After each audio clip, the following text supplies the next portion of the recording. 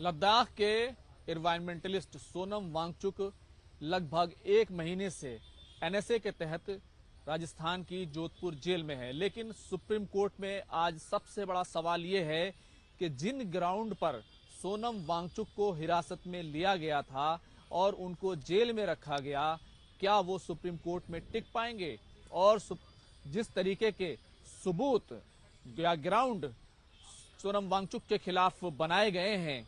आखिर उसको लेकर कितनी मजबूती है? आज इसी पूरे मुद्दे पर बात करेंगे। मैं हूं खुर्रम शहजाद और आप देख रहे हैं न्यूज 18 का डिजिटल प्लेटफॉर्म और मेरे साथ हैं मेरे कैमरामैन हरीश। 24 सितंबर को लेह में हिंसा हुई और 26 सितंबर को सोनम वांगचुक को एनएसए के तहत यानी नेशनल सिक्योरिटी एक्ट के तहत सोनम वांगचुक नेशनल सिक्योरिटी के लिए खतरा हैं, ये कहते हुए उन्हें हिरासत में लिया गया था और उसके बाद उनको राजस्थान की जोधपुर जेल भेज दिया गया था। आनन फानन में उनकी पत्नी गीतांजलि अंगमो सुप्रीम कोर्ट पहुंची और कॉर्पस हैबियस पिटीशन दाखिल की कि सोनम वांगचुक कहां है, उनका अता पता नहीं है। उनको कुछ भी नहीं बताया गया है कि आखिर उनके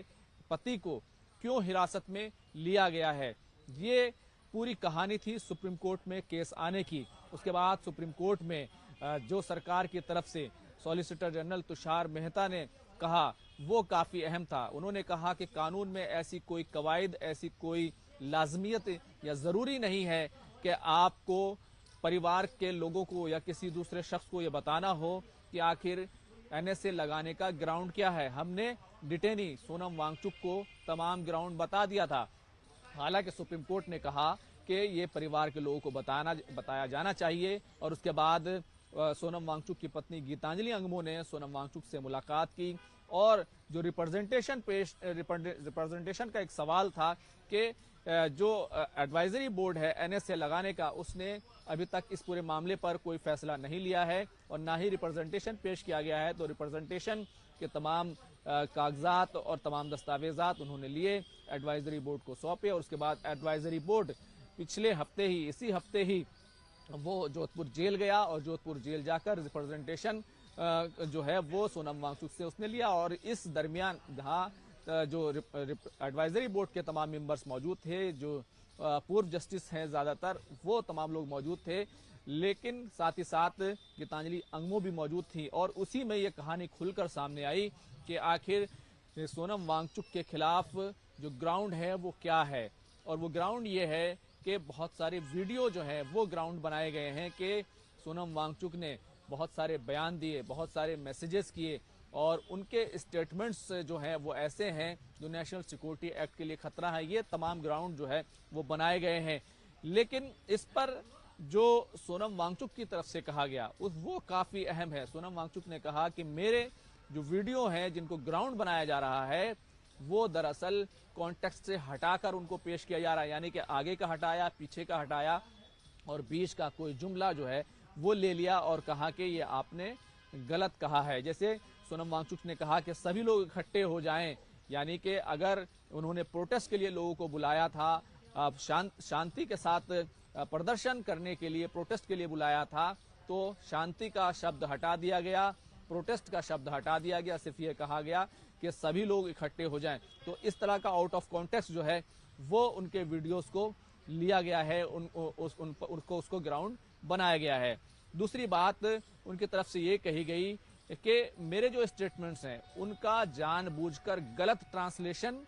किया गया है, क्योंकि सोनम वांगचुक लद्दाखी हैं और वो लद्दाख की जबान बोलते हैं, हिंदी बोलते हैं, तो उनका जो ट्रांसलेशन किया गया वो गलत किया गया। अब ये तमाम ग्राउंड आज सुप्रीम कोर्ट में चेक होने वाले हैं, क्योंकि पिछली सुनवाई जब हुई थी तो उसमें ये सवाल उठ खड़ा हुआ था कि उनकी तरफ से यानी सोनम वांगचुक की तरफ से अभी तक रिप्रेजेंटेशन जो है एडवाइजरी बोर्ड को नहीं दिया गया है। तो अब रिप्रेजेंटेशन हो चुका है, तो जिसकी वजह से जो गीतांजलि के वकील हैं कपिल सिब्बल, उनकी तरफ से कहा गया था, वक्त मांगा गया था कि वो अपनी जो पिटीशन है, क्योंकि पहली पिटीशन आई थी कि सोनम वांगचुक को सामने लाया जाए, उसका पता लगाया जाए कि आखिर वो कहाँ है, क्यों है और किस लिए उनको हिरासत में लिया गया। लेकिन अब वो सवाल नहीं था, अब सवाल ये था कि वो क्यों उनको जो जिस नेशनल सिक्योरिटी एक्ट को उन पर जो लगाया गया, उनको नेशनल सिक्योरिटी के लिए खतरा बताया गया, उसका ग्राउंड क्या है। तो ये इन तमाम ग्राउंड्स को चैलेंज करने के लिए कपिल सिब्बल की तरफ से वक्त मांगा गया था और आज जो है उस पूरे मामले पर सुनवाई हो रही है। तो आज सीधे तौर पर जो सुनवाई होगी वो सीधी टू द पॉइंट पर होने वाली है और इसीलिए मैं ये सवाल उठ रहा है कि क्या सेंटर नेशनल सिक्योरिटी एक्ट लगाने के ग्राउंड को डिफेंड कर पाएगा और क्या जो गीतांजलि अंगमो सोनम वांगचुक की पत्नी हैं, क्या उनके वकील इन तमाम ग्राउंड को बिल्कुल चैलेंज कर पाएंगे। ये एक अहम पहलू है और इसीलिए सवाल है कि क्या सोनम वांगचुक जो है लगातार जेल में रहेंगे। लेकिन इस बीच एक घटनाक्रम और भी हुआ है जिस पर आपको जरूर नजर रखनी चाहिए और ध्यान दिया जाना चाहिए, क्योंकि जब एफिडेविट दाखिल किया गया था एडमिनिस्ट्रेशन की तरफ से, उसमें कहा गया था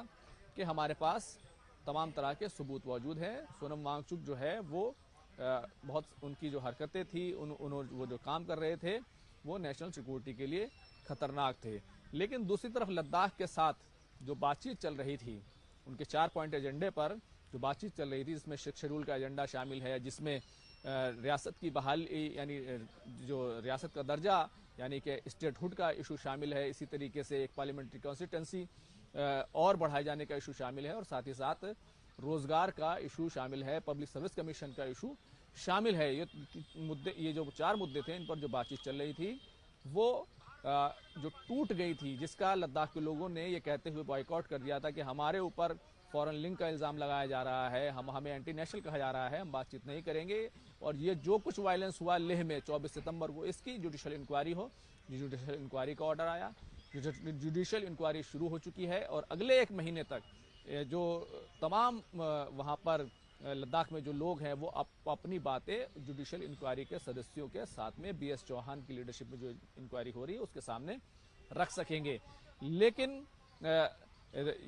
ये एक तरफ हुआ, दूसरी तरफ जो मीटिंग जो है, जो बातचीत टूट गई थी और 6 अक्टूबर की मीटिंग भी नहीं हो पाई थी, वो बातचीत 22 अक्टूबर को बहाल हो गई। 22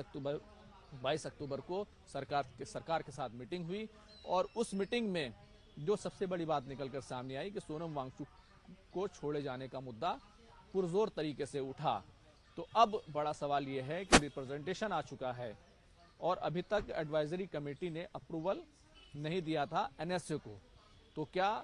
एडवाइजरी कमेटी ही NSA यानी नेशनल सिक्योरिटी एक्ट को हटाएगी या सुप्रीम कोर्ट में उसको चैलेंज करके जो वकील हैं उसको कहीं ना कहीं चैलेंज करके कहेंगे कि ये गलत ग्राउंड है, इनको हटाया जाना चाहिए। तो क्या सुप्रीम कोर्ट से होगा? और अभी तक क्योंकि एडवाइजरी कमेटी ने कोई फैसला नहीं लिया, तो क्या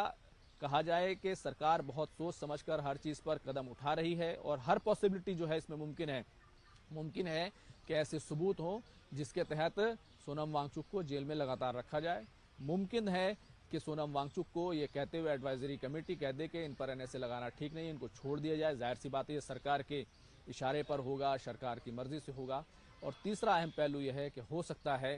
कि सुप्रीम कोर्ट में सोनम वांगचुक को बड़ा झटका लगे, क्योंकि सरकार ये कहे कि हमारे पास तमाम सबूत हैं और हो सकता है सुप्रीम कोर्ट सोनम वांगचुक को NSA से राहत दे दे। तो आज बड़ा सवाल यही है कि आखिर सुप्रीम कोर्ट में जो सुनवाई होगी वो सुनवाई इसलिए काफी अहम है क्योंकि ग्राउंड जो है, जो NSA को लेकर बनाया गया, जिसको लेकर सोनम वांगचुक का कहना है कि वीडियो आउट ऑफ कॉन्टेक्स्ट हैं, उनके स्टेटमेंट्स के ट्रांसलेशन जानबूझकर गलत किए गए हैं। तो ये तमाम बातें आज सुप्रीम कोर्ट में ये जो है अहम पहलू रहने वाला है और कानूनी तौर पर ये देखा जाने वाला है कि सोनम जेल के अंदर रह रहे हैं वो कितना सही है या फिर उनको गलत तरीके से जेल में रखा गया है। फिलहाल लद्दाख के लोगों की मांग ये है कि सोनम वांगचुक को छोड़ा जाए और उन पर जो भी नेशनल सिक्योरिटी एक्ट लगाया गया है उसको हटाया जाए और सोनम ही नहीं बल्कि और दूसरे जो 25-30 लोग अभी तक हिरासत में हैं उन सभी को छोड़ा जाना चाहिए। कैमरामैन हरीश के साथ खुर्रम शहजाद, न्यूज़ 18 दिल्ली।